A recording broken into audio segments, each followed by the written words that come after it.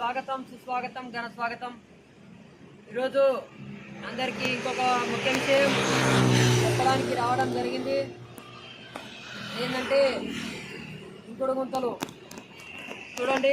భూమిలో పొరలు పొరలుగా ఏ విధంగా ఉంటుందో అన్ని పొరలు ఆరిపోవడం జరిగింది.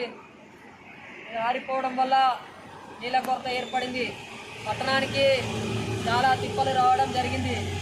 కాబట్టి ప్రతి ఒక్కరు కూడా జాగ్రత్తగా ఉండాల్సిన సమయం వచ్చింది. నేను ఎన్నోసార్లు మొత్తుకొని చెప్తున్నాను కానీ ఎవరు కూడా పట్టించుకోవట్లే. కాబట్టి మన ఇంటి ముందు సీసీ రోడ్లు, డాంబర్ రోడ్లు ఎన్నో ఉన్నాయి. కాబట్టి ప్రతి ఒక్కరు కూడా ఈ సీసీ రోడ్లు ముందు మన ఇంటి ముందు ఎక్కడైతే ఉంటుందో ఆ ప్లేస్ను పగలగొట్టైనా సరే సీసీ రోడ్డు ముందు పగలగొట్టి డ్రైనేజ్ కానీ వాటర్ లైన్ కానీ లేని చోట కంపల్సరీ ప్రతి ఒక్కరూ 100% మన ఇంటి మీద నుంచి వచ్చే వాటర్ కానీ రోడ్డు మీద నుంచి పారే వాటర్ మాత్రం భూమిలోకి పెట్టుకోండి. బోర్లన్నీ ఎండిపోయినాయి. దయచేసి ప్రతి ఒక్కరిని అడుగుతున్నాను. కాబట్టి ప్రతి ఒక్కరు భూగర్భ జలాలను రక్షించండి.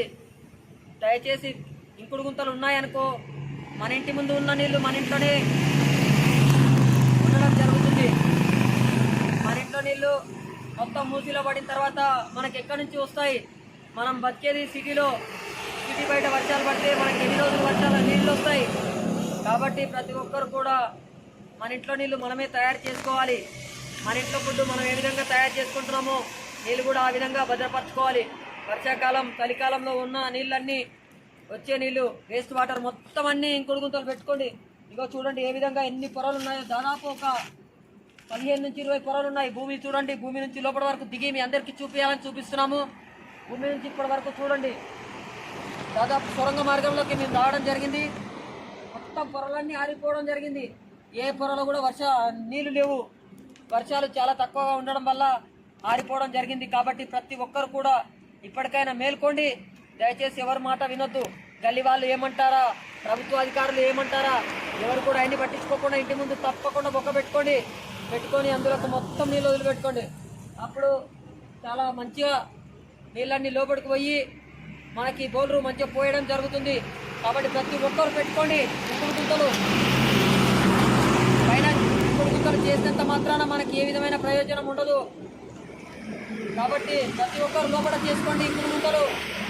ఖచ్చితంగా భూమికి 50 నుంచి 150, 200 ఫీట్ల వరకు చేసుకొని అందులో మొత్తం కంకర 40 mm బెందడి ప్లస్ అందులో బొగ్గు, ఇటుకలు అలాంటివన్నీ నింపి మొత్తం అందులో నీళ్లు అప్పుడప్పుడు నీళ్లు కూడా వదలండి. మన బోర్కి మంచిగా ఉంటుంది. కాబట్టి ప్రతి ఒక్కరు గమనించగలని కోరుకుంటున్నాం. చూడండి ఒకసారి ఏ విధంగా బీటలు వారిపోయిందో లోపల భూమిలో చూడండి. మొత్తం బీటలు వారి ఇలా తయారైపోయింది. కాబట్టి ప్రతి ఒక్కరు అందరు గమనించి మన యొక్క ఇలాంటి కష్టాలు రాకుండా చూసుకోండి. ఈ సంవత్సరం మాత్రం వర్షాలు చాలా కష్టాలు ఉన్నాయి. కాబట్టి దయచేసి ప్రతి ఒక్కరు గమనించగలరని కోరుకుంటూ మన యొక్క వీడియో నచ్చినట్టయితే ప్రతి ఒక్కరు లైక్ చేసి సబ్స్క్రైబ్ చేయండి. అందరికీ తెలిసే విధంగా షేర్ చేయండి.